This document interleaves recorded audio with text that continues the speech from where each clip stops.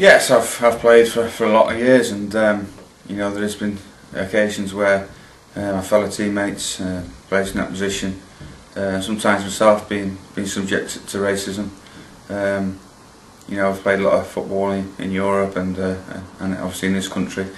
So yeah, there has been occasions where, you know, it has happened to myself or teammates, and it's not a nice thing. It's you know, obviously with myself being Welsh, it seems to be the first thing that people throw at you, and it's the same for obviously a lot of my black teammates who, you know, have experienced that, which is obviously a lot worse in that respect. But they've experienced that, and it's not a nice feeling to know that someone's going through that. But hopefully, with the help of SRtRC and Red Card, we can eradicate it.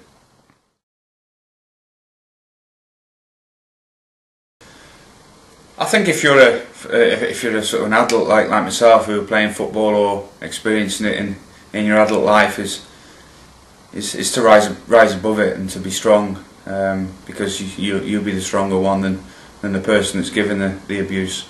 You know, obviously, if you're a child, or if you're growing up, if you're playing football, then it's very important to report it.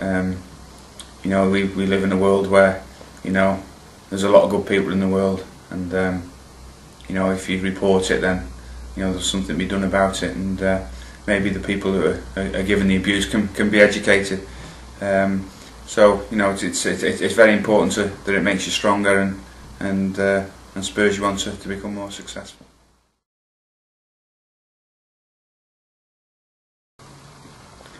I think they help in a great deal of ways, like I just mentioned, and it's a global game nowadays, and you know, the top players in the world are from everywhere. They're from America, they're from South America, they're from Europe, they're from Africa, they're from Asia, they're from Japan, China, Australia. You know, they're from all over the world, and it's a global game. And when we see these people, you know, see how good they are on TV and at games, and, you know, it brings us all together, and it does break down the barriers. Also, you know, in the grassroots level, in kids football and adults football in local leagues, you know, there's very much a social element to it, where, you know, if you're playing with you know, with a teammate, you know, hopefully you can get to know these people socially, and again, break down the barriers. You know, we live in a society which is very multicultural, and I think our society's be better for it. I think we become more educated and better people if we live in a multicultural society, and if football can help to break down the barriers and cross them borders between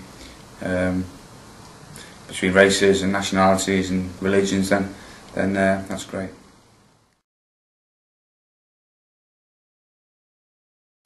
Yeah, I'm very supportive. I mean, I think football is a business and a place where racism does happen, and you know, with the help of SRtRC and Red Card, hopefully that can be eradicated. But at the same time, I think football is a great tool to break down the barriers, and to stop prejudice, and make people grow up and live their lives without prejudice.